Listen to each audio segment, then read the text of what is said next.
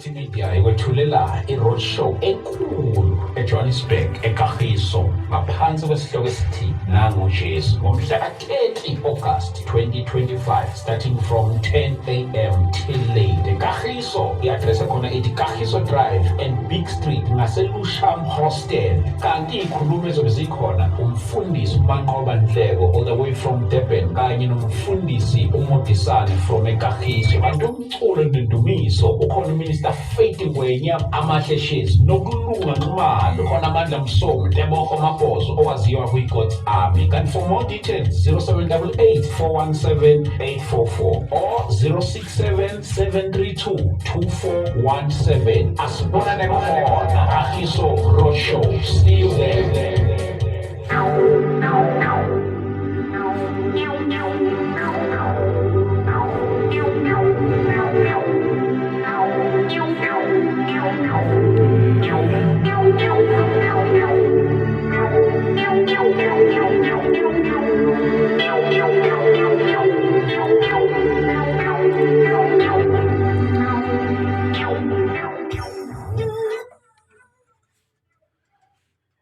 Asibingelele bazalwane egameni likaJesu Kristu waseNazaretha. This is another beautiful day. Siyambonga uNkulunkulu namhlanje egameni likaJesu Kristu waseNazaretha. Siyabonga kakhulu ke bazalwane nakulolu suku lanamhlanje inkosi sisiphe leli thuba once again. Siyambonga uNkulunkulu namhlanje egameni likaJesu Kristu waseNazaretha. Siyabonga inkosi. Ngiyazi ukuthi KZN is in the house. Eastern Cape, Western Cape, Northwest, njalo njalo, and other big cities. Siyabonga kakhulu bazalwane. If kuyisikhathi sakho sokuqala ubala, sacela ukuthi usubscribe ukuze zingakuphuthi nezilandelayo egameni likaJesu Kristu waseNazaretha. Namhlanje ke ngihleli nosisi wami lapha Puleng. Ngesizulu kushithini imvula nomvula yes nomvula yes nawo nomvula thina ngale kwaZulu benazi nje ukuthi nomvula usho uPuleng so ke akho ke yes singakhumbuli ngiyizela ukuthi Puliyana yeah Puliyana siyabonga kakhulu. Before we start the show, can we just pray bazalwane ngoba yonke into esiyenze la senza show ukuthi mayibuyisele udumo enkosini. Siyambonga kakhulu uNkulunkulu namhlanje ke uzosithwala nakulobu busuku banamhlanje egameni likaJesu Kristu waseNazaretha. Udumo lukufanele Nkosi nezibongo zonke zingezakho. uNkulunkulu wethu onamandla emazulwini emhlabeni akekho njengawe. uNkulunkulu wedwa uyaphila ulungile kakhulu ngegama likaJesu, ngegama likaJesu Kristu waseNazaretha. Moya Ngcwele siyabonga moya weqiniso egameni likaJesu Kristu waseNazaretha. Moya Ngcwele siyakubonga uNkulunkulu wethu omuhle egameni likaJesu Kristu waseNazaretha.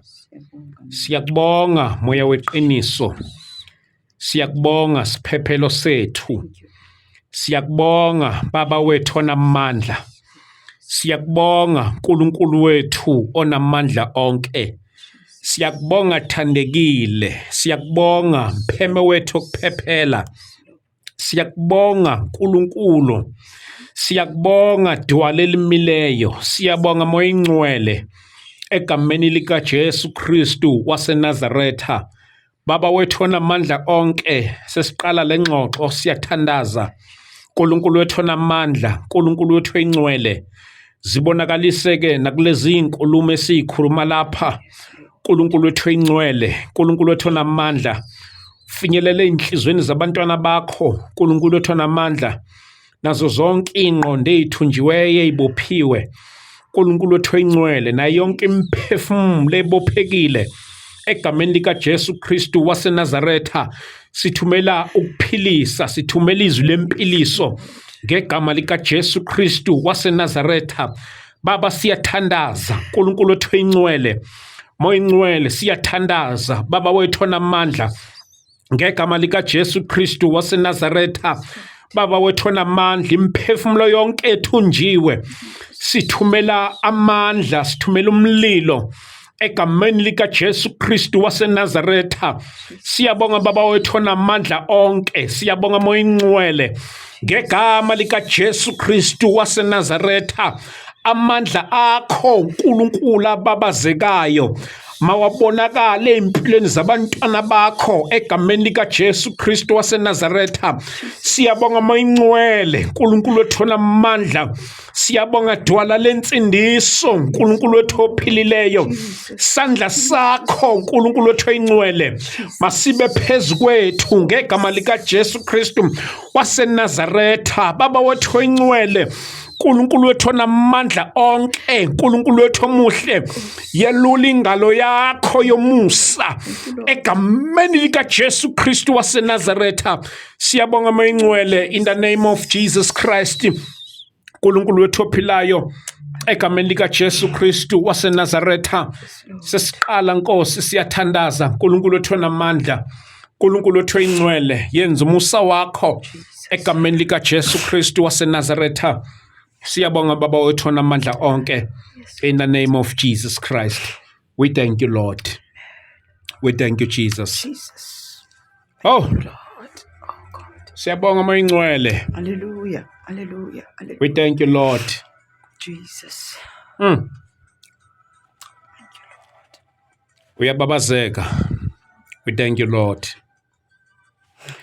Sesikhona ke bazalwane bami egameni likaJesu Kristu waseNazaretha. Siyambonga uNkulunkulu namhlanje uNkulunkulu esiphelele ithuba lokuba sizohlangana nangalolu hlobo la namhlanje. Siyabonga kakhulu bazalwane, inkosi mayinifihle enenzela umusa nani lapho enisibukela khona eindaweni ezahlukahlukene. Siyambonga uNkulunkulu siyambonga. Siyambonga uNkulunkulu namhlanje. Reminder bazalwane, mhla ka-30 sobe silapha eKagiso, Kagiso ngaseKagiso Hostel. Sobe sihlangene khona lapho ke ngaseKagiso Hostel. Please do join us bazalwane. Siyobe silapho sihambisa ama-food parcels eindaweni ezahlukahlukene laphana simemezela uJesu egameni likaJesu Kristu waseNazaretha. 30 August we'll be hosting guests from different provinces egameni likaJesu Kristu waseNazaretha. Memekani bazalwane, we'll be starting from 10 a.m. So siyohlukana late egameni likaJesu Kristu waseNazaretha. Kagiso Drive and Big Street, noma nje uthi Kagiso Hostel noma Lowsham Hostel, sizobe silapho ke egameni likaJesu. Masiqeda the month after that sobe sesilaphana ke eSoweto, sinemvuselelo yomthandazo ezoqala from mhla ka-24 24 25 bese kuba u-26. It's gonna be a night of prayer. Ubusuku bonke sobe sithandaza laphana bazalwane bami. Awusiyumzalwane kokupheleleyo uma ungasiyo umuntu othandazayo. Sobe sikhona ke khona lapha bazalwane, sobe sinenkonzo iyobe isilidela to inkonzo yethu, our last gathering ezobe ingumhla ka-25 October laphana eSoweto eDlamini Multipurpose Hall. So qala sukela ekseni ngo-10 siyoze siyophuma la inkosi yosidedela khona egameni likaJesu Kristu. Ilezo nje bazalwane. For more info 0788 417 844. Siyabonga kakhulu. Inkosi kayinigcine iniphe umusa wayo omkhulu. Namhlanje njengoba bese ngishilo sinosisi uPuleng. Sisi siyabingelela. Amen. Uyaphila? Ngiyaphila mani. Yezwa nina? Siyaphila kakhulu nathi. Uzosifundisa isitswana kalana ngoba thina sisazi, uzosiza. Ngizanisiza kakhulu. Yeah, siyabonga kakhulu siswami. Amen. Thank you so much. Kulaba baqala ukubona nje mhlawumbe mangasipha introduction yakho. Okay. Ngithanda ukubingelela kubazalwane ekhaya egameni likaJesu Kristu waseNazaretha. Amen. uJesu Kristu uyinkosi. Amen. Igama lami nguPuleng, ngibuya eSprings, eThema. Yes. Ngikhulele khona ngapha. Ngingumama. I've got 3 kids. And ngugogo recently. My firstborn usanda ukuthola umntwana, so I'm a granny as well. So yes. So gogo. So ngugogo. Ogogo abancane, ogogo Hey beyinsuku Nkosi yami, zokugcina. Nkosi yami. Yayibona into zokugcina ukuthi zenza kanjani mara. Hayi Nkosi yami, kodwa siyabonga. No, siyabonga kakhulu. Yes, Siyabonga kakhulu yes. kwasibhalela lapha mama. Ekuthenini ukuthi khona ubufakazi sike saba nabo la sisi from Limpopo. Sis Lydia oye washare i-testimony yakhe la yaletha ukuthuka kubantu abaningi esibhalele ekuthenini ukuthi bomuntu bekade ekwi-society yobumnyama sabake nje nayelana ke ezosipha leyo awareness. Wasuveza la ukuthi khona ezinye zezinto oye warelate kuzona, mhlambe ke masingangena kwi-testimony yakho okanye kwinto osilethile yona lapha namhlanje mama. Amen. I-testimony yami, brother, ithi ngizoqala la before ngingena. Yes. Kwi-testimony yami.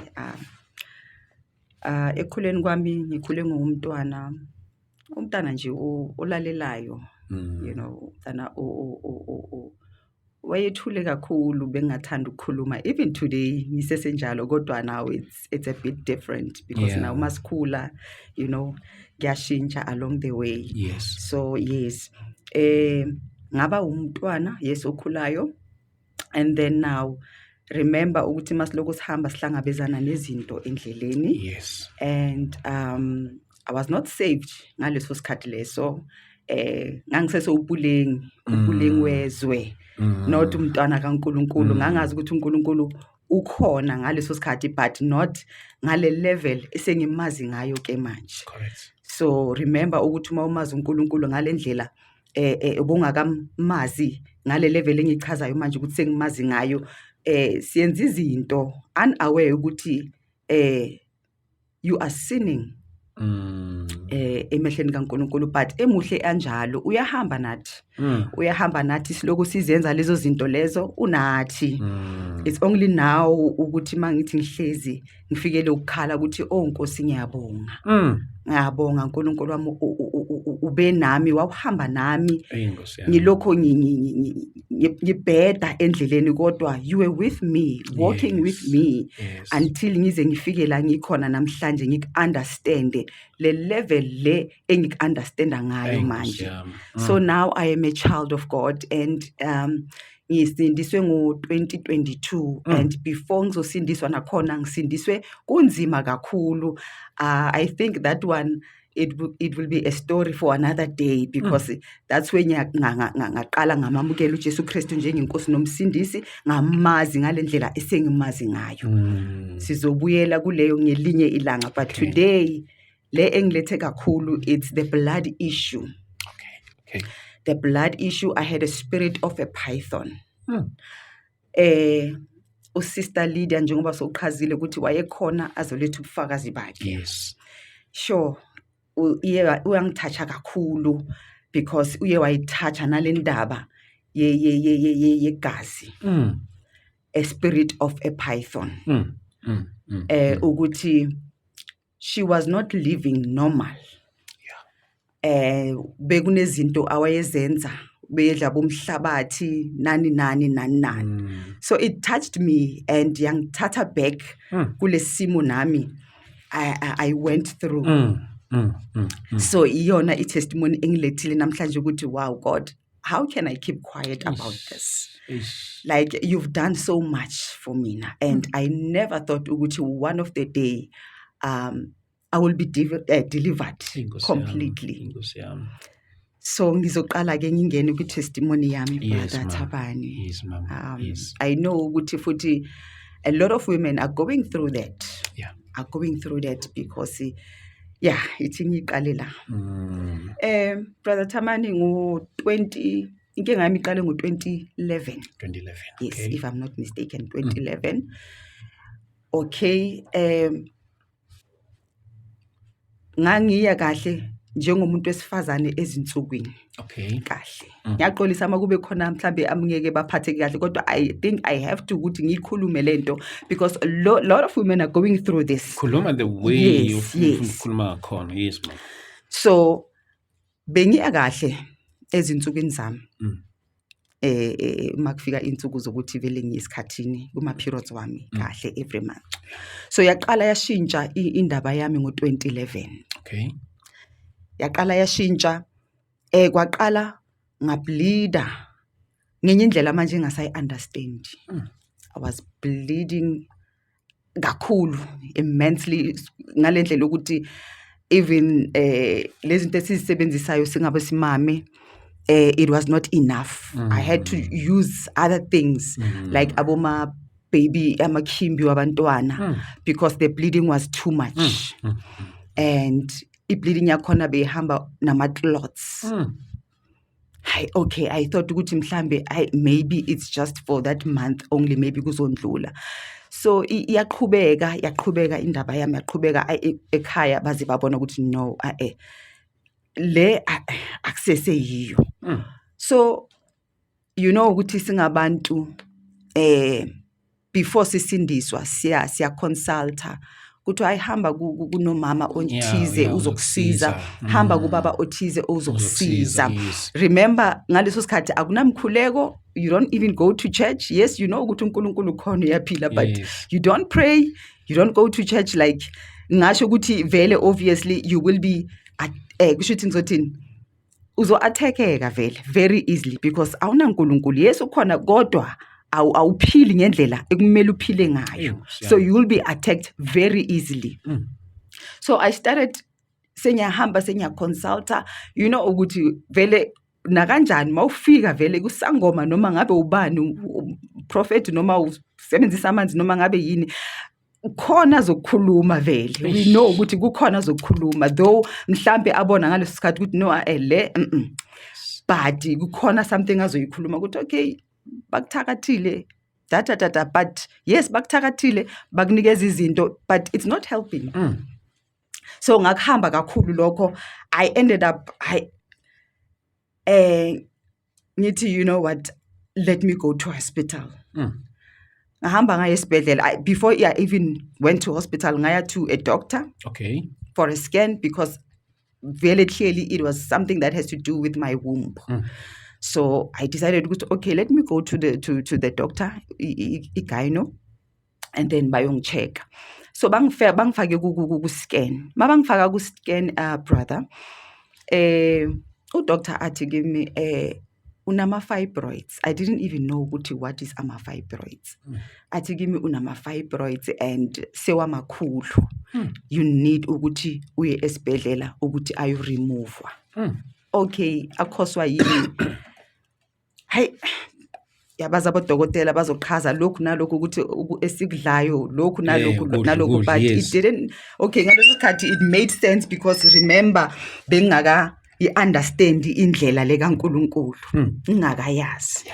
So and isikhathi masiloko siya iloko ichubeka lento brother, ngiluza igazi. Remember I'm bleeding every month. Ngiluza igazi, ngiyagula now and then, I'm in and out esibhedlela. Anginampilo nje kahle anginampilo. Siyaqhubeka isikhathi before okay udoctor makaqeda ukungitshela ukuthi I have ama fibroids, I need to go to the hospital ukuthi bayowa remove. So yes, I did go to the hospital, but before that bese ngiqalile sengidla nabo umhlabathi, sengimuntu okhanuka inhlabathi. Ngingena endabeni yenhlabathi because ngizwe usister Lydia khuluma ukuthi she was also eating soil. Yes, she was eating soil. So that spirit leso se python ngifuna ungena kakhulu kule ndaba leyo umhlabathi because I know ukuthi abafazi abaningi bayawudla umhlabathi and they are not even aware ukuthi that is a spirit. It is a spirit of a python. Ngifuna ukuquote iverse lana because that spirit was feeding on me, ne? It was feeding on me and sucking out my blood. Mangithi it was feeding on me. It was feeding on me ngokuthi ngidla umhlabathi. Ne? Now, I want to quote a verse here in the book of Genesis 3, verse 14. Genesis 3, verse 14, uNkulunkulu wathi enyokeni wathi makaqalekisa inyoka, wayiqalekisa ngokuthi iyokuhamba ngesisu. Ne? Wayiqalekisa futhi ngokuthi iyakudla umhlabathi. Izinsuku zayo yonke. So now remember, there's this spirit that is in me, which is a python. But we know ukuthi life is spiritual. Yes. You will not see it ngamehlo. Yes. But spiritually it is there. Very correct. So I had that spirit of a python. Now I'm coming back to this verse. Ukuthi now mangidla lo mhlabathi, I was feeding this spirit, say python, inside of you, inside of me, because uNkulunkulu uqalekisile inyoka ukuthi iyokuhamba ngesisu iphinde idle umhlabathi insuku zayo yonke. Now it's inside of me. Now I have to feed this spirit that is inside of me.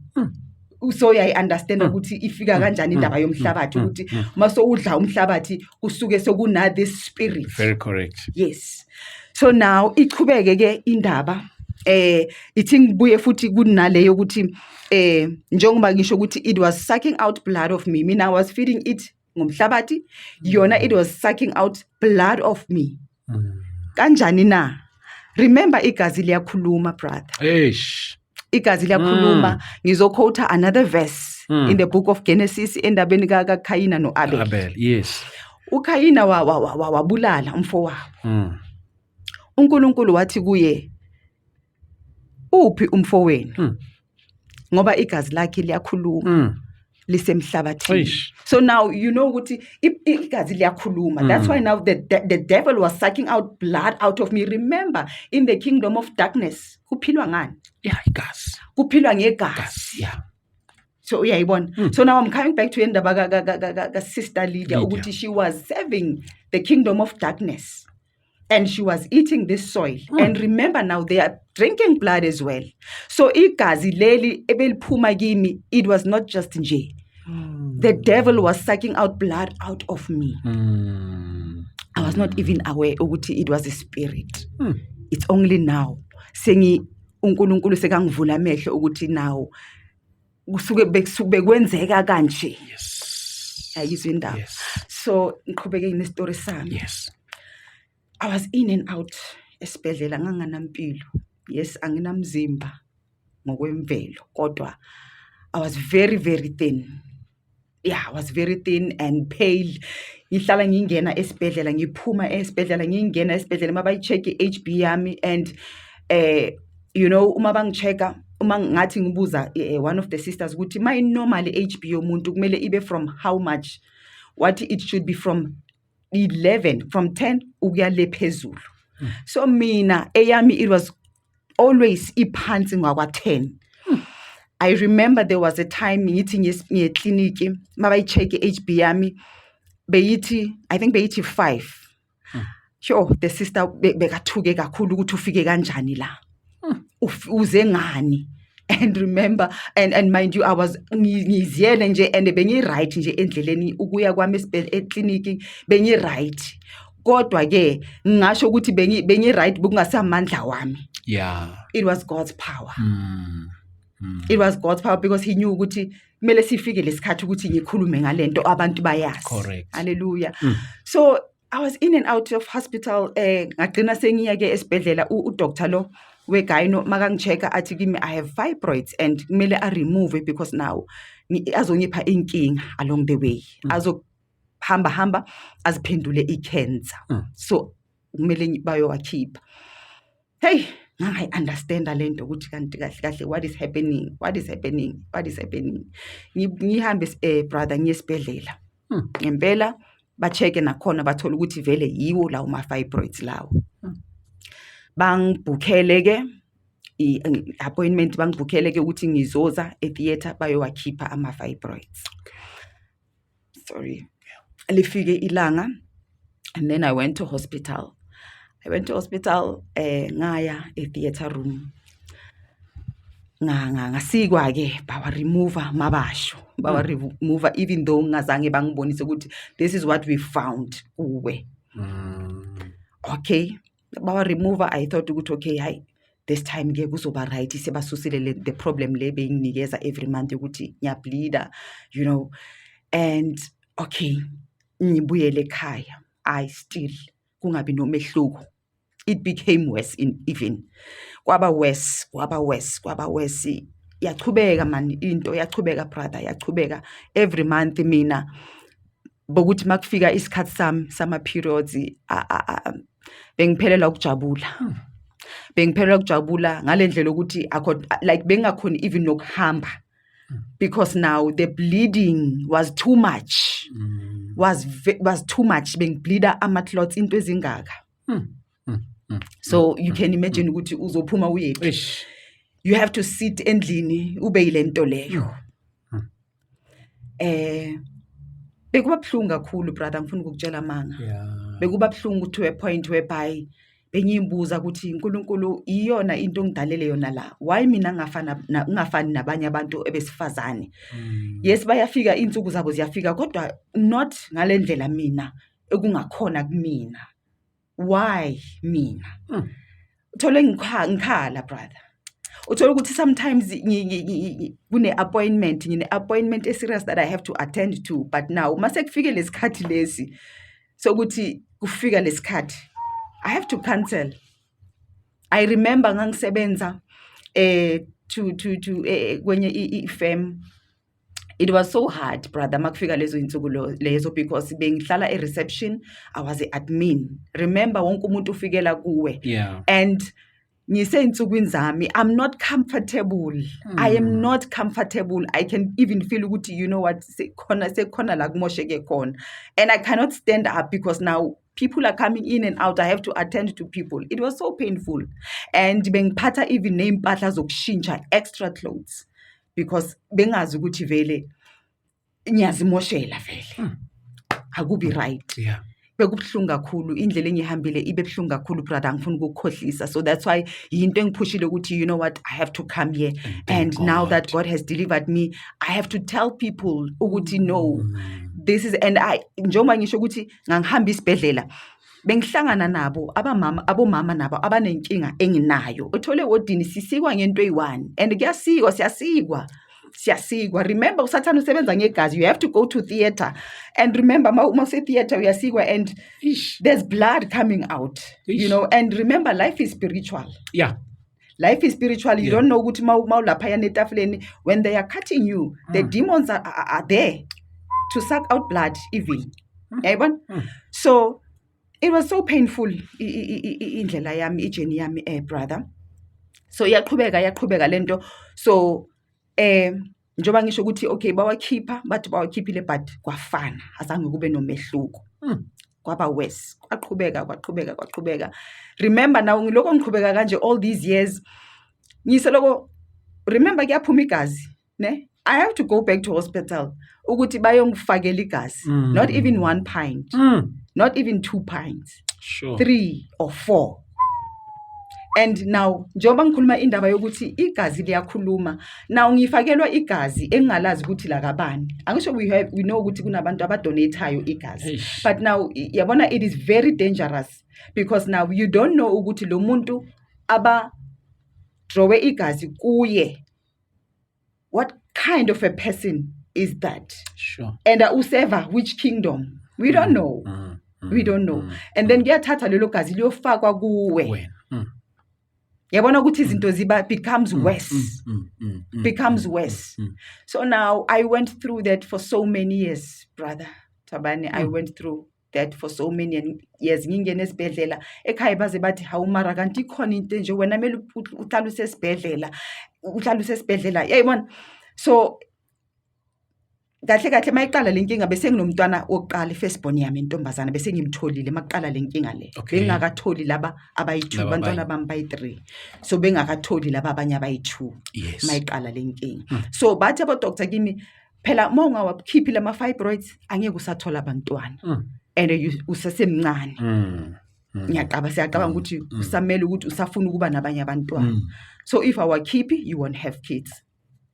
Kodwa ke uJehova emuhle njalo, I think ungihambise kule journey le ukuthi man kuzobonakala amandla wakhe my brother, azobonakala amandla wakhe.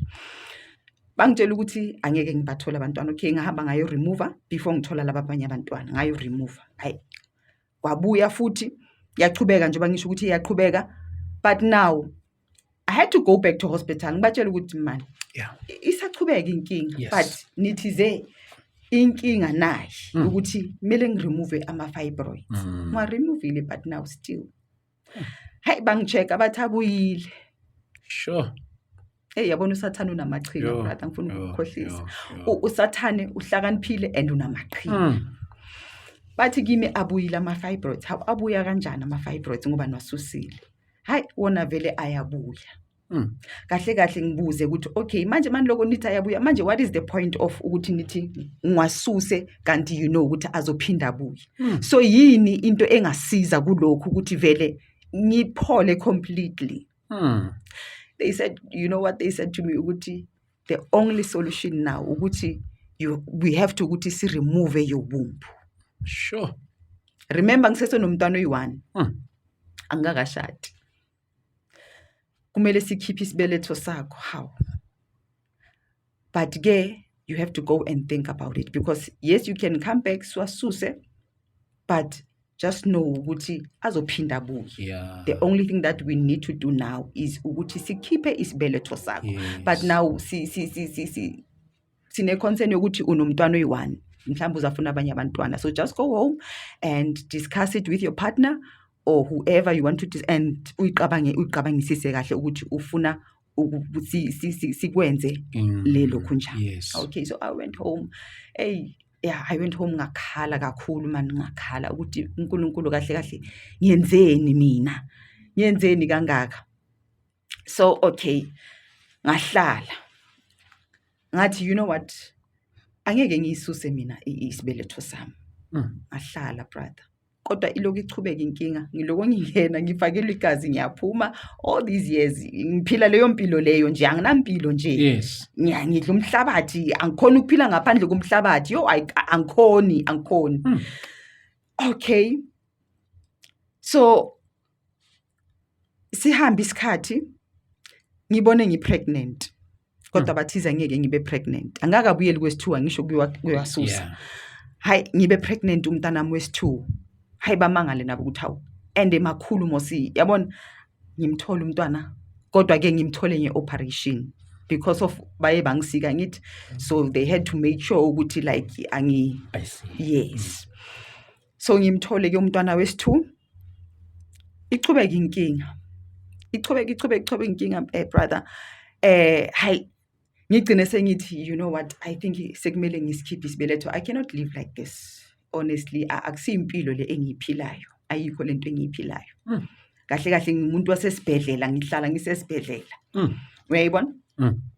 Hey ngi decide vele on my own ukuthi you know what, ngiyasikhipha isibeletho and then my partner as well naye athi if you feel ukuthi ufuna ukusikhipha mina I will support you because vele nami ngiyazibonela ukuthi like cha akukho right. Sengisithathile isinqumo but kube nento nje engidileyayo nje ukuthi sekusele nje ukuthi ngihambe ngiyofaka iappointment esibhedlela, kodwa nje kube nento nje engidileyayo nje, yazi ngidelay nje angazi. Yes. Nginomamncane. Okay. Umamncane wami ungumzalwane usindisiwe. Okay. Thanda uNkulunkulu kakhulu. Yeah. And she was the one oyethi mayifike ekhaya. Remember sonke ekhaya we were not born again, we were not saved. So she was the one othi makafika ekhaya afika sitshele ngoJesu, and hey we would get bored ukuthi Nkosi yami naku uncane uzositshela futhi ngoJesu. Nkosi yami yayibona siyazi ukuthi uJesu khona uyaphila, but hey little did I know ukuthi you know what, through her uNkulunkulu ngizomazi. So ngimtshele bekayazi inkinga yami, yabona, ngimtshele ngithi ncane man le inkinga yami isoloku iyachubeka, yabona. And manje esibhedlele ba suggest ukuthi ngcono ngikhiphe isibeletho ngoba manje asazophinda abuye, once wavela asazophinda amile la wavele khona, yabona. So sengidecide ukuthi ngiyokhipha isibeletho. Uncane athi no mntanami, you cannot do that. uNkulunkulu angeke akuvumele ukuthi ukwenze lokho, ngiyabona. Ngithi mara ncane sengikhathele, angisakhona, it's too much manje sengikhathele. Yabona uncane wami ahale athi no mntanami asikhuleke man, siyikhulekise lento izophela. Yabona nami vele okay ngibe convinced ukuthi okay no angisi remove isibeletho. Kodwa inkinga solo kuyaqhubeka, ngihambe naye enkonzweni uncane, ngihambe naye enkonzweni kula ngizosindiswa khona ke. Okay. Ngizothola insindiso ngo-2022. Ngizoqala ukwamukela uJesu Kristu njengenkosi nomsindisi empilweni yami.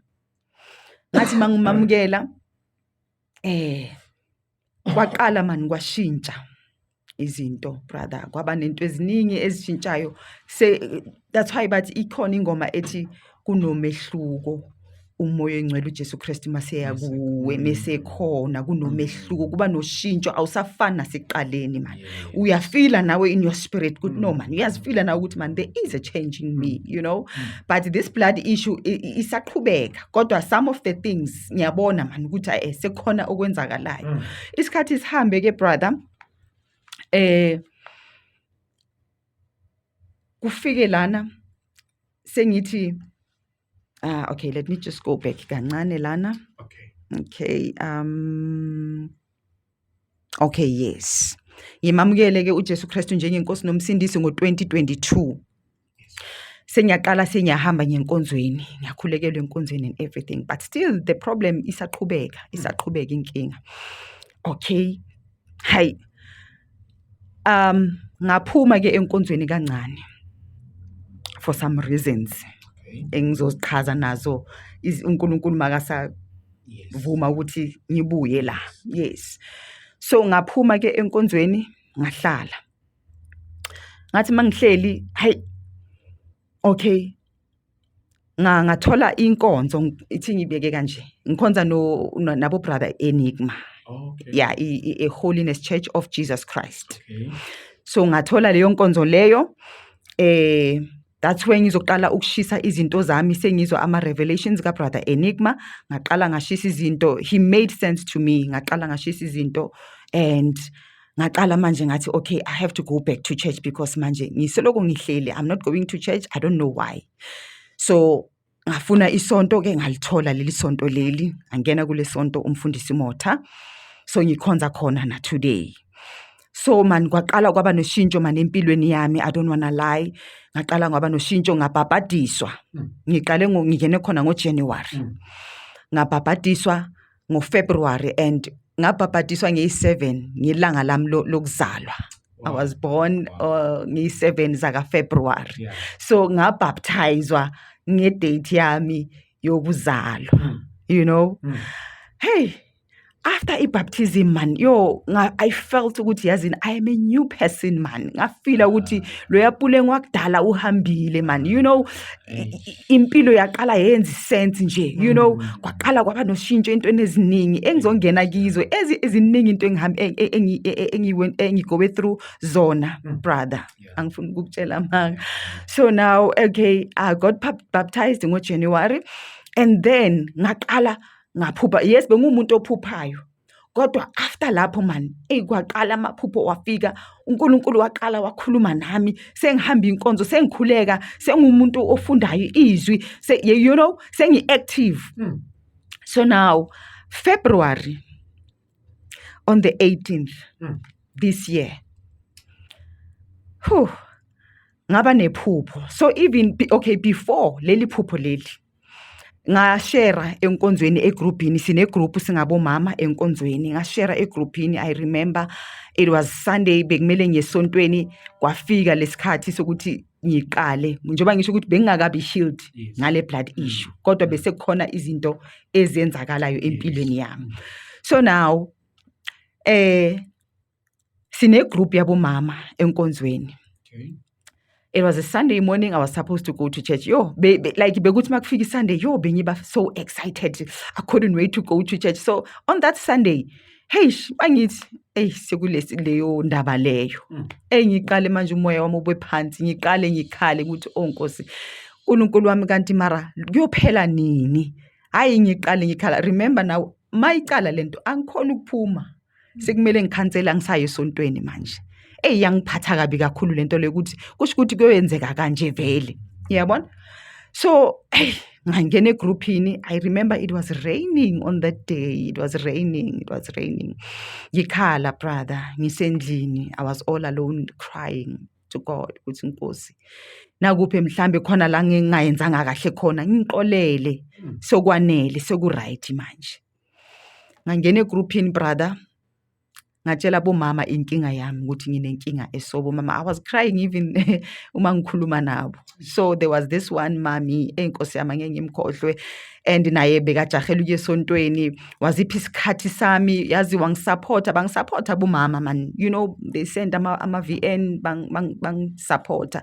So there was this one lady, wathi kimi, Sister Pulengi, what you are going through ngiyayazi ukuthi yini lento obhekene nayo. My sister had a spirit of a python, and she was going through the same njengoba uyichaza, but she got delivered ngomkhuleko. Yabona, uma yesho ke uthi wakhulekelwa ngomunye umfundisi, wamkhulekela usister wakhe, and she was delivered completely. Hey, okay, ngaqala ke, yazi ngaqala ngaba ngcono, because now inhliziyo yami beyibhlungu kakhulu, bengikhala, like, you know, uyobona ufile ngathi manje you are give upping nje ngempilo, ya give up ukuthi you know what's the point.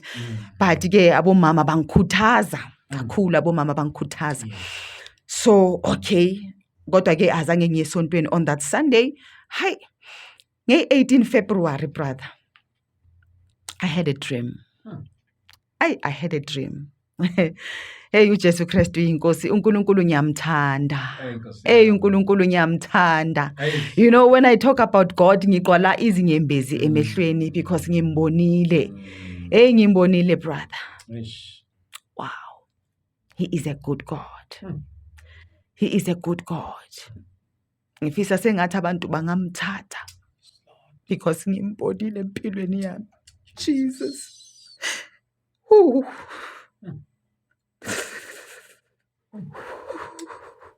Jesus Christ.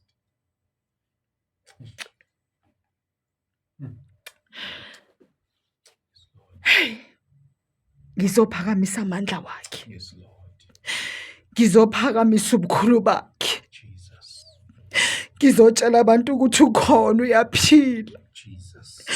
Asikho isimo esimhlulayo. Yes, Lord. Uthi ngixolela zonke izono zakho in the book of Psalms 103.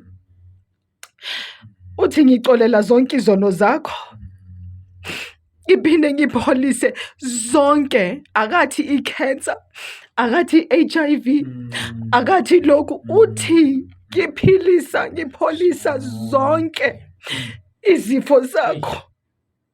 UnguJehova igama lakhe, unguNkulunkulu. Jesus. You know, when I talk about God, I become very emotional because I have a relationship with God. The relationship that I have with Him. Oh, namthanda uNkulunkulu brother. I had a dream on the 18th of February this year. Kiphupha ngiyahamba brother. I'm walking. And there's this person that I'm talking to. I don't know who it is.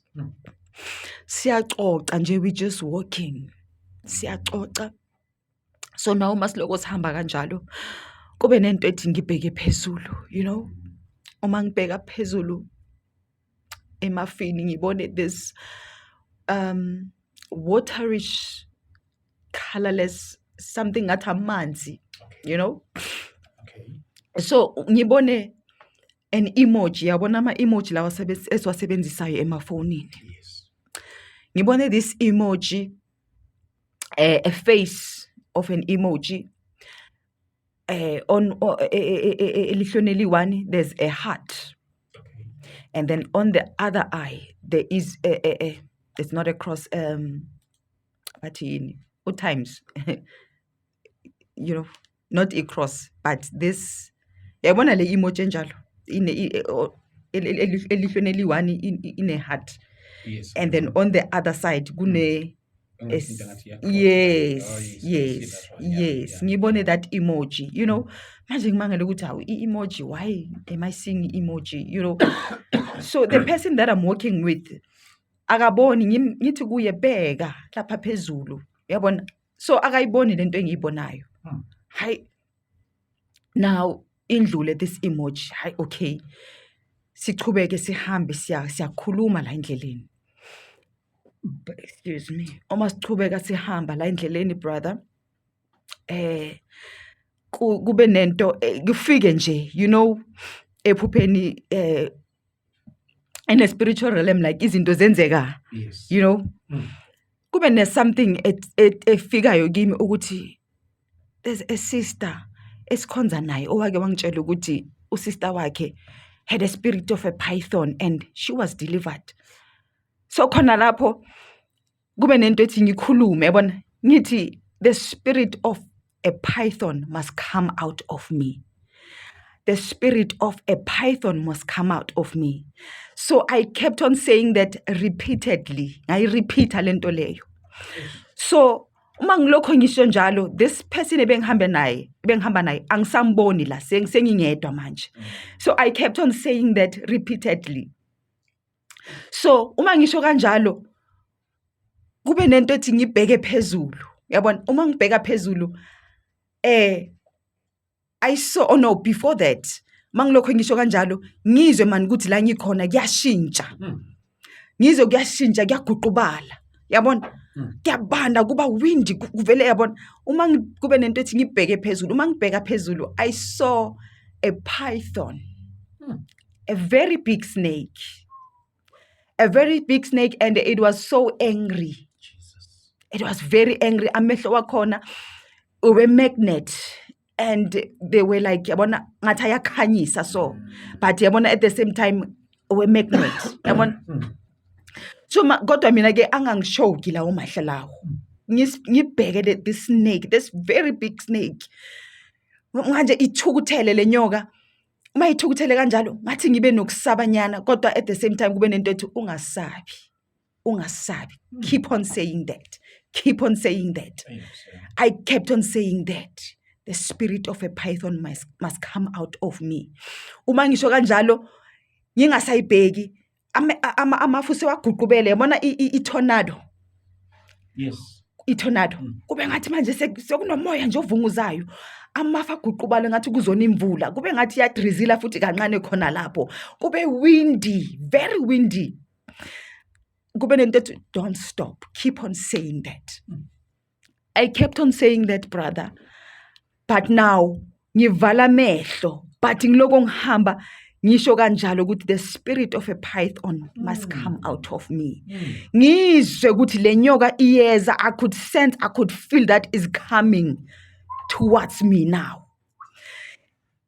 Ngihamba kanjalo, mangilokho ngisho kanjalo, ifike ngizwe ukuthi iyangithantela ke manje. Iyangithantela from le enyaweni. Ingithantele, brother, ngizwe ngifile ukuthi iyangithantela manje, and I could even feel ukuthi ideki thickness bakhona bungakanani. Icalele enyaweni ingithantele up to here. I could feel it up to here. Now ngiyezwa ukuthi manje inhloko yayo isibheke kimi, but now I'm closing my eyes. Ibhekise inhloko kimi. I kept on saying that. Squeeze. Sure. I kept on saying that. Lento it do not stop. Do not stop. I kept on saying it. I kept on saying it. I kept on saying it repeatedly. Now, kube nento ethi now you can open your eyes. But ngiyezwa ukuthi isangisqueezile lento, it's very angry. Ifuna ukungiqeda. Kodwa kunento ethi open your eyes. Uma ngivula amehlo wami ngiyezwa ukuthi sangithandele, but now uNkulunkulu, I think he didn't want me ukuthi ngibone, because maybe I was gonna collapse, I don't know. So it was now manje ngathi izithandele mina, ngathi say now it's a spirit, ne? It is a spirit. Now angisayiboni njengoba bengiyibona lapha. Yes, now ngiyayifila kumina, but now it's in a form of a spirit now. Yabona, but ngiyayizwa ukuthi isese like mina. So I kept on saying that now, mase ngivula amehlo, sengibona sengifika kwenye indawo. That place, it's a mountain. It's a mountain, a very big mountain. Ngibone that mountain. Eceleni kwaleyo ntaba kunamanzi, an ocean. Amanzi nje amaningi, intaba ngapha amanzi. So now mangithi ngisabheke lapha ngiyafila ukuthi manje ayisekho like mina. And now in the spirit, in the dream, now you know ukuthi ephupheni, you know ukuthi kwenzakalani. Makwenzeka isimo, you know ngaleso sikhathi ukuthi kwenzakalani. So now mangibona lentaba nalamanzi, mina kufike ukuthi this is where the snake belongs. Yabona, mangisho kanjalo ayisekho like mina. Ngathi seyibuyele khona la, ibuya khona lapha la ibelonga khona entabeni nasemanzini. How after that, the joy that I had lapho ephupheni, I was very happy. Sure. I was very happy, Brother Thabani. Khona lapho ngathi sekhona bomama basenkonzweni, ngathi now we are rejoicing, we are singing. Siyaqula, I'm happy now. And le impahla bengizigqokile, impahla vele bekade nginazo ngizigqoka vele ekhaya. Yeah. I remember leso skate leso ngangisigqokile. Yileso skate leso vele benginaso ekhaya endlini. Yes. Iskate it was very dirty to show ukuthi like, you know, lento beyingithandele, and I was exhausted. Remember now, beyizithandele like mina, squeezer. So now mase isukile, I felt ukuthi now I'm tired. I was very exhausted. Yo, brother. But now, at the same time, the joy that I had, I even said in the dream, I am going to be a living testimony. Father, I promise you that I will tell people that you have delivered me from the spirit of a python. Baba nyabonga. Ngangula lapho. I was very happy and saying, now ngiyophila impilo enormal njengabanye abafazi. Impilo ebengayazi baba nyabonga. You have delivered me from this spirit. And then I woke up. Brother. Angaze ngakhala kanje empilweni yami. Ngaguqa. Manje sengikhaliswa ukujabula. Remember now, okay, angakaphola ngithi it was a dream, but now I knew ukuthi uNkulunkulu has delivered me already. Yes. You know, from this spirit. I prayed and ngabonga uNkulunkulu ukuthi he delivered me. Right. Now remember now, siyazi ukuthi life is spiritual. Izinto ziqala zenzeke in the spirit, and then bese ziyenzeni in the physical, zimanifeste in the physical. Okay, ngiyaqhubeka ke ngempilo. Remember now, it's not going to happen overnight. Ukuthi iphele this thing of bleeding. uNkulunkulu ungibonisile in the spirit ukuthi now he has delivered me, but now it is a process, this thing. And kunemimoya edinga ukuthi uma umzalwane, you need to fast. Ayiphumi nje. And mina like fasting bengihlula. Kodwa I think it was God. Owayenza ukuthi ingifikele lento ukuthi I need to fast now.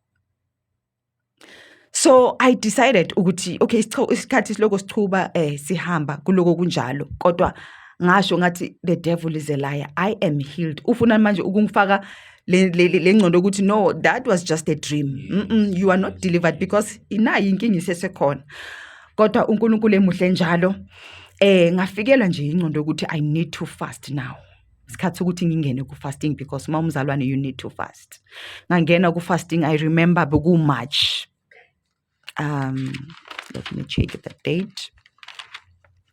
It was March, yes, March ngabo 13. Ngangena ku fasting, 3 days of fasting.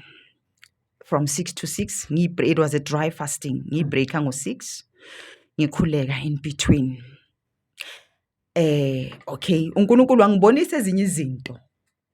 Wangibonisa ezinye izinto, kodwa not this one ebengifastela. okay. I felt ukuthi okay, this one, hey, baba kwenzakalani, because wena ungibonisile ukuthi ungideliverile from this spirit. It was a spirit of a python indeed, but you have delivered me. But now why this thing keeps on, yabona isaqhubeka ngumatshi ngaleso sikhathi leso. All right. I decided ukuthi okay, now ngizothatha enye fasting, and this time angibreaki. Ngizothatha a 3 days without eating, without drinking water, without nje ukubreaka nje. Kuyibreaka, because angisho ekuqaleni bengiyibreaka ngo-6. Now I'm not breaking it. Remember, ngiyaqala ukufasta, but ngacela kuNkulunkulu Baba ngisize. When you fasted for 40 days, mina ngizohlulwa yini Baba ukuthi ngithathe 3 days without eating, without drinking water. You fasted for 40 days, Lord. And you said, man shall not live on bread alone, but ngezwi ungukuphila kwethu. Uyisinkwa Nkosi. Baba ngisize. Ngidinga ukuthi Baba ungideliver completely out of this thing. I know you have delivered me, but ngicela ukubona amandla wakho Nkosi. Phew, it was so hard. It was so hard. Remember ngijwayele ukuthi ngibreaka ngo-6. So now I'm not breaking it. Kushaya isikhathi sokuthi ngibreake kube nento ethi ngibuyele kuBaba. Ngiqele ukuthi Nkosi ngicela kodwa ngathi no. I kept on praying. I kept on praying, brother. Hey, kwathi makufika ilanga lesi-3, Nkosi yami, I couldn't even talk. I was weak, very weak. Ngingasakhona nokukhuluma. I remember I was with my 2 boys. Kodwa ngizama ukuziqinisa. Remember, bona I have to ukuthi noma ngikule fasting ngingadle, bona I have to ukuthi ngibaphekele, they have to eat. And remember ukuthi temptation nayo leyo. You get tempted ukuthi Nkosi yami, kodwa ngayitshela ukuthi you know what? I want this. Bantwana bami, mama right, ngithi ngi-right. Yes, I'm okay. But on the 3rd day, I was just lying on the floor. I was very weak. Remember, I'm not drinking water. I'm not eating. I'm just praying. So now I couldn't even like pray. Bese ngasakhona nokhipha. Ngivele ngithi nje Nkosi ngifuna wena. Baba ngifuna wena. Khuluma nami Nkosi. Lishona ilanga. I went to sleep. I was very weak, brother. Ngicela ukungena engubeni ngicela ukugibela umbhedo, brother. I could feel man ukuthi this was happening. Man, I could feel this was happening. I felt myself ngiphakathi kwe-elevator. Ngiphakathi kwe-elevator. I'm lying on the stretch. In stretcher or in le yabona abantu abagulayo ezibhedlela. I'm in the elevator ngilele phezu kwe-stretcher. I'm weak khona lapho. Ngiyagula. So ngizwe i-elevator iyahamba iyakhuphuka. Ngiyezwa manje ukuthi iyahamba iyakhuphuka. Iyahamba very fast, iyahamba. Uma ihamba i-elevator ifike la ime khona. Mayima la ima khona, ngizwe umnyango we-elevator uvuleka. I was numb, like my whole body was numb. I could not move, I could not do anything. I was just lying nje kwi-stretcher. Ngive umnyango we-elevator uvuleka. Uma uvuleka umnyango we-elevator, it was a hospital. Angazi mina lesibhedlela, isibhedlela sasezulwini lesiya ebengimikiswa kuso. Ngizwe umnyango we-elevator uvulekwa. Ngizwe, you know, uma ku-operating room, laba operatela khona, uyezwa mani imishini mani ukuthi this is a hospital, beep beep, you know, those sounds. Kuvuleke loyo mnyango, ngathi ngizongeniswa lapho for i-operation. I woke up. But now ngiyazibuza ukuthi okay, Baba, what is this? Okay, but I knew ukuthi something was happening. Isikhathi siye. The following day, the following the very same week, I had another dream futhi. I had another dream. Ngiphupha ngathi manje ngifikela endaweni ne uma ngifike kuleyo ndawo leyo, that place it's very nice. It was gold all over, amabonda were gold, everything is gold laphaya. It's very beautiful, and leyo ndawo ngathi it's a reception area kula abantu kumele bafikele khona. Uma ngifika khona ngithole this lady uhleli laphayana, yabona i-reception injani, this lady asmile kimi, yabona ngime in the middle kodwa mina, but yena ulaphaya angibheke asmile, this lady athi kimi, he is behind you. He is behind you. But now in the dream I knew ukuthi he's talking about Jesus. I knew ukuthi he's talking about Jesus.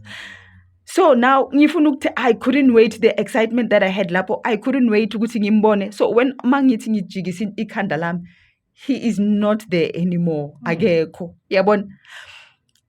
Sengizibona futhi manje ngiku-elevator again. I-elevator iyangikhuphula, ingikhuphukela laphaya. Ingikhuphukela la bengimikisele khona. So angena lapho. So kumele ngingene lapho, I woke up. So I knew ukuthi uNkulunkulu izwile imikhuleko yami. I knew ukuthi God has delivered me. Jesus has delivered me from this sickness, this blood issue. So iqhubeka impilo. So now mase kuqhubeka sikuJuly manje ne. These dreams I had March, from February and March. Isikhathi masiloko siya brother, ngabona umehluko. Ngawubona umehluko omkhulu. Akusese leya bleeding engiyaziyo mina. Angisese leya bleeding yokuthi manje uma kufika leso sikhathi I have to go and ngithola amakhimbi. Sekuyehla, kuyehla brother. Until la ngikhona namhlanje. uNkulunkulu has delivered me from the spirit of python. Sengiya normal njengabanye abafazi. Ayisekho, and I was taking around like aboma 7 to 8 days to 9 days. So you can imagine ukuthi igazi ebengiluza every month lingakanani. It was too much. Kodwa uNkulunkulu wakhona ukungideliver. That's why ngithi mina akekho umuntu ongideliver, ngideliver nguye uqobo lwakhe. uNkosi uJesu. So ngizophakamisa amandla wakhe. Ngizoswabisa uSathane. Ngizotshela abomama. I know ukuthi abomama are suffering. I suffered for 15 years. Lento yenzeke for 15 years. Remember, from 2011 until this year. Kodwa emuhle njalo. Kahle kahle bekumele ngabe mina ngashona ngoba igazi umzimba cannot operate, cannot function without blood. Yeah. Impilo isegazini. Impilo isegazini brother. Kodwa I survived, and ukugcina kwami kuyesibhedlela ngagcina ngoDecember. Nakhona ngathi ngafika igazi lami lithi liku3. Liku3. Abo doctor babethukile ukuthi ufike kanjani, because wena bekumele ngabe ucollapsile kahle kahle. Sure. Kwi3 bekumele ngabe ucollapsile, kodwa emuhle njalo uNkulunkulu wayenami. Ngiloko ngihamba nayo lenkinga for so many years. Kodwa wathi wena ungowami. I will not leave you and I will not forsake you. So he walked with me all along. Yeah. Njoba ngila namhlanje, and njoba ngisho ukuthi ngigcine ngoDecember, ithi ngikutshela indaba yengoDecember uma ngigcine esibhedlela brother. Ngigcine ngoDecember. I remember umntanami, the firstborn lo, ngithi ngugogo ngumntanakhe. Yes. Wayezolotsholwa. Okay. Ngisesibhedlela, ngingena esibhedlela, and kulelo viki lelo ngiyazizwa ukuthi man, kulawo maviki ngiyazizwa ukuthi cha, yabona la angikho right. Yeah. Ayi man, angikho right. Ngiyazi ukuthi mangikho right vele indaba yokuthi kumele ngiyofakelwa igazi. Ngangidizi ngingaboni, but ngiforce ngithi I'm not going to hospital. Umntana wami uyalotsholwa, but ngiya kanjani esibhedlela? Umntana melotsholwa, ngabona ukuthi no man, this is an attack man.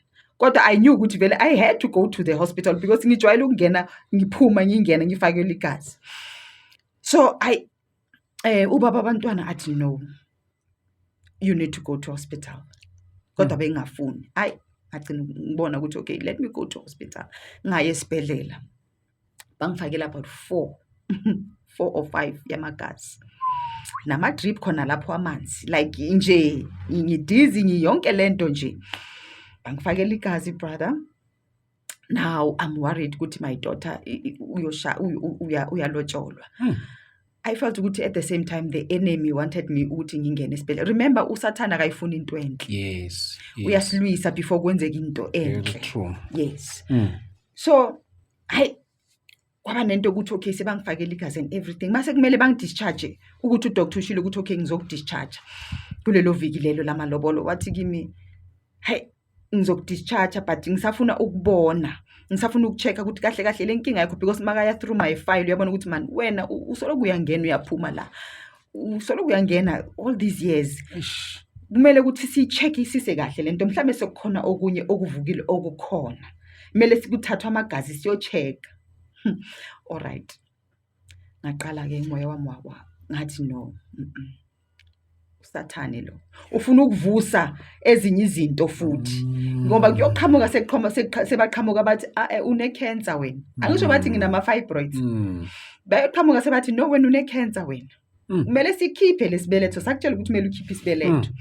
Kwangifikela nje umoya engcwele wawukhuluma nami nje ngisesibedlela ukuthi you know what I'm not going to take these tests. No, I'm not. Yabo manje it's either nyafa or nje. Kodwa ke lokhu kwala isibedlela angisakufuni. Ngiyaqina today la isibedlela. I am not coming back to the hospital ever again. Ngisesibedlela ngikhuluma ngisesibedlela. Alright. Hey, makumele bangidischarge bashonele nale. Ay ngiye ku komunye wabo sister. Ngifike ngicele ukuthi ngicela ukuthi bangidischarge ngizophinde ngibuye ngoba kumele ngibuye for ama test lawo. Ngicela bangidischarge ngoba umntanami uyalotsholwa. So there is no way ukuthi my daughter angalotsholwa ngingekho. Ngicela just ukuya and then I will come back. But okay ithi sifonele udoctor simchazele and just know ukuthi noma ngabe yini ezoyenzeka kuwe you need to sign the forms ukuthi if uyaphuma la khona okwenzakayo thina we are not responsible. Yeah. Ngavuma where's udoctor wathi kimi are you sure ngathi mina yes ngizobuya wathi kimi if ungabuyi then just know ukuthi kahle kahle you ngathi bese bawathathile amagazi or something kodwa ama results angekabuyi. Okay. Yes angekabuyi. Wathi kimi do you know ukuthi Puleng you are very sick. Ngathi mina what do you mean? Wangitshela ukuthi cause sithe masicheka lawo magazi before sizokufakela igazi masicheka lamanye amagazi ama cells wakho onke ama cells wakho omzimba ayashota. So you can't just leave because ungathi uphuma la ucollapse uwe. Inkosi yami. You are not fit ukuthi uphuma. But wena uma uthi uyaqela ayikho into esizoyenza but you need to sign. So I had to sign. Ngasign. Nganalo novalo brother. Ngasigna ukuthi yes ngiyaphuma kodwa ngizophinde ngibuye. Kodwa ngathi mase ngisengiphumile bangidischargeile ngisekhaya. Wafika nje umoya engcwele nje wafika nje izwi lithi you are not going back to hospital. Don't go back to hospital. Remember I'm still weak ngibuye esibedlela. I'm still weak iviki lomntana lamalobolo ekhaya you know kumnandi kuba nomndeni okusupportayo. Ngifike basebalungise konke kwenzeke konke seku right you know. Bathi kimi manje usho ukuthi uzoba right ngithi ekhaya no bathi hayi man buyela man singamane sa postpone ngathi no I'm not going back to hospital. Ngathi yabona as from today bathe ngibuye kodwa ngicinile mina njoba bangikhiphile bangidischargeile angisabuyele esibedlela. Angisabuyele esibedlela. They were so worried ngathi no I'm not going back to hospital. Puleng ngathi no I'm not going to hospital. Cela ningilaleleni. So azange ngisabuyela brother esibedlela. Guess what? Ngelanga lamalobolo bengupuleng nginje. Ngiphilile ngiright. Inkosi yami. Until today azange ngibuyele esibedlela. uNkulunkulu ungideliverile. Angisabuyele ngiright manje njengoba ngisho ukuthi manje sengithatha 3 to 4 days. First I was bengithatha 7 to 8 9 days. Look at God. He is a good God. Wow. He is a good God. Mm. Akabayekelela bakhe. Yeah. Akabayekelela bakhe. Yeah. uNkulunkulu ungisindisile man brother, and after lapho sekangideliverile waqala wakhuluma, ngaqala ukumuza uNkulunkulu akhuluma, sekangithuma ke manje ukuthi manje ngifuna ukuthi uhambe uyovangela. Ngiyavangela manje, ngiqale nje recently, I'm still new to this thing, kodwa ngiyayithanda lento uNkulunkulu angiphe yona. Yes.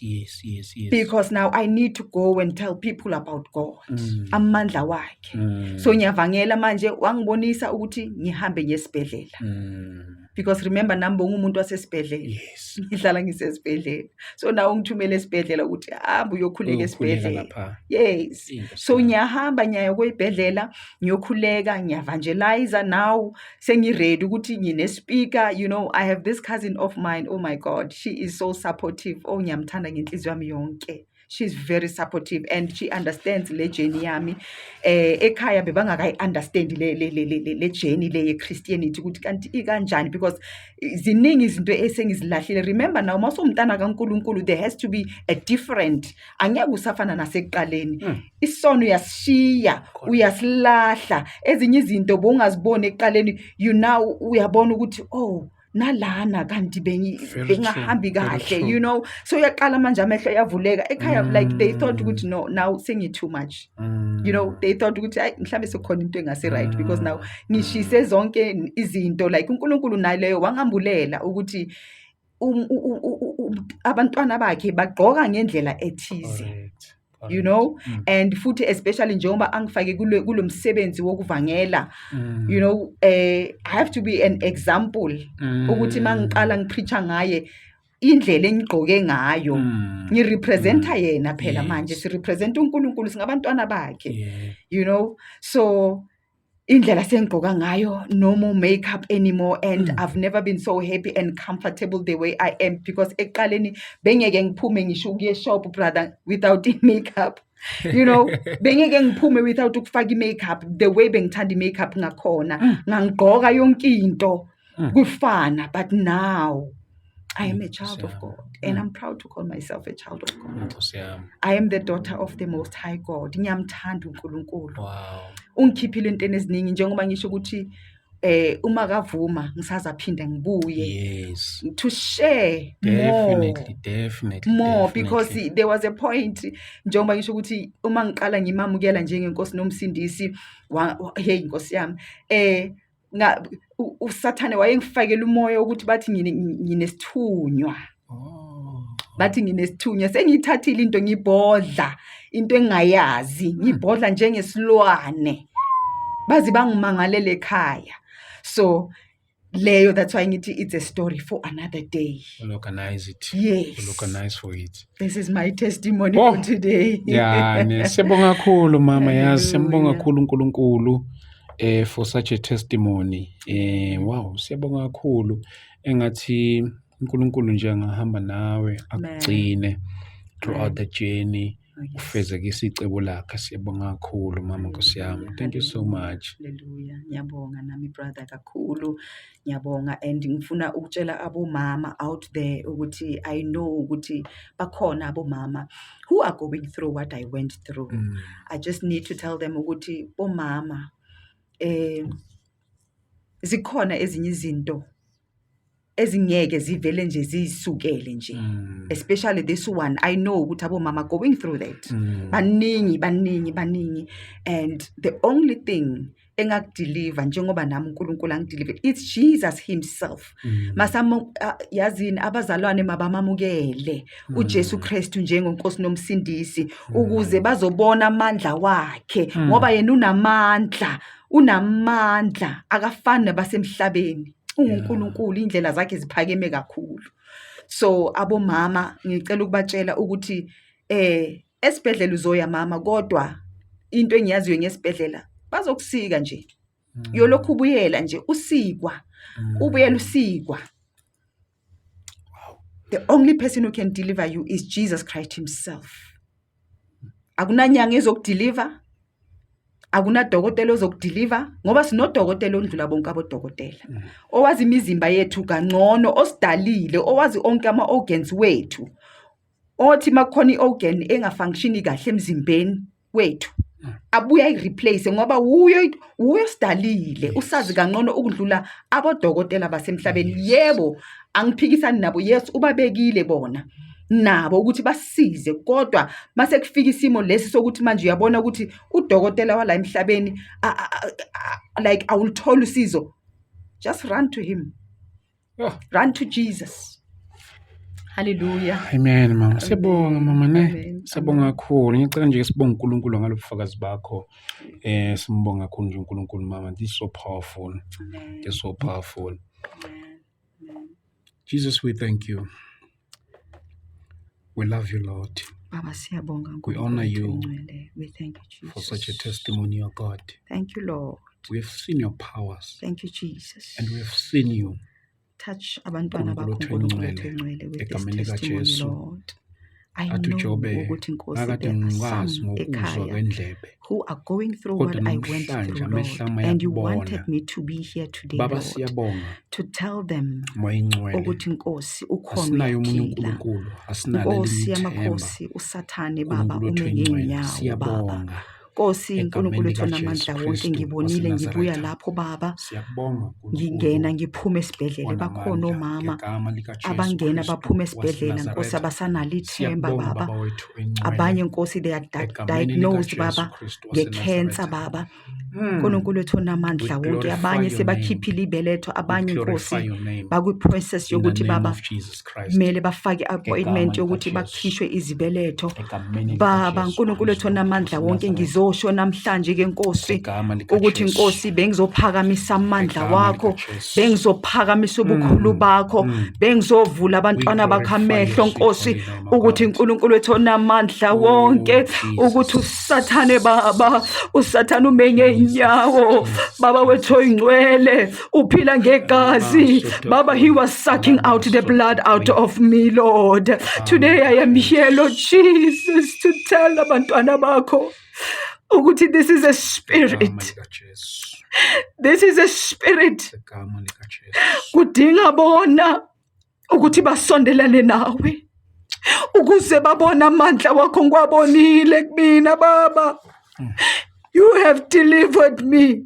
I never thought ukuthi I will be delivered today. I never thought I will be sitting here telling people what you have done for me, Lord. Ngiyabonga Nkosi, ngikwethembisile Baba ukuthi Nkosi ngizotshela umhlaba, ngizobatshela abantwana bakho ngawe ngalokho ngenzele khona. uNkulunkulu wethu oyingcwele, ngiyabonga Jesu Kristu ngale podcast kaThabane Baba. uNkulunkulu wethu onamandla wonke, le platform Jesu ivula abantwana bakho amehlo, bugcwalise ngamandla Baba. Muqinise uNkulunkulu wethu onamandla wonke ubrother Thabani Nkosi ngalokho akwenzayo Baba. Siyabonga Moya Oyingcwele. Siyabonga Jesu Kristu wethu olungileyo waseNazaretha. Ongasilahla, ongasiyekeleli. Awusiyekeleli Baba. Jesus, you are worthy to be praised. You deserve all the glory. You are God and God alone. There's none like you, Jesus. Uphakeme kakhulu Baba. Uyingcwele Somandla, uyingcwele. UnguJehova Jireh, UnguJehova Nisi, Jehovah El Shaddai. Siyabonga Moya Oyingcwele. Thank you, Jesus. Thank you, Lord, for this testimony. Thank you, Lord. Thank you, Jesus. Thank you, Lord. Siyabonga Jesu. Amen. It is done, Father. Thank you, Lord. Jesus. Siyabonga. Thank you. Thank you, Jesus. Thank you, Lord. Thank you, Lord. Amen. Thank you, Lord Jesus. Thank you, Jesus. Amen. Siyabonga kakhulu bazalwane egameni likaJesu Kristu. Thank you so much bandla likaJesu. Thank you so much. Mzimba kaJesu, siyabonga kakhulu bazalwane. Ngiyathanda ukuthi for today ake sibambe la bazalwane, sibonane kwi-episode yethu elandelayo. Ningakhohlwa kusukela ngomhla ka-24 September kuya kumhla ka-26 sobe sinobusuku bomthandazo. 24 imvuselelo yomthandazo, 24, 25 and 26 it's a night of prayer bazalwane. Niyamenywa kakhulu egameni likaJesu Kristu waseNazaretha. And then masiqeda ngo-October 25 sobe sisibonana eDlamini Multipurpose Hall, la sobe sibonana khona bazalwane bami, laphana eDlamini Multipurpose Hall. Soqala sukela ngo-10 egameni likaJesu Kristu waseNazaretha. Siyabonga kakhulu-ke bazalwane bami, egameni likaJesu. Sibonane kwi-episode yethu elandelayo. God bless you. Amen. Sibonga kakhulu. Sure.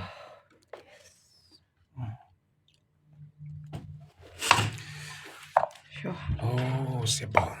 Hallelujah. Jesu Kristu inkosi. Oh.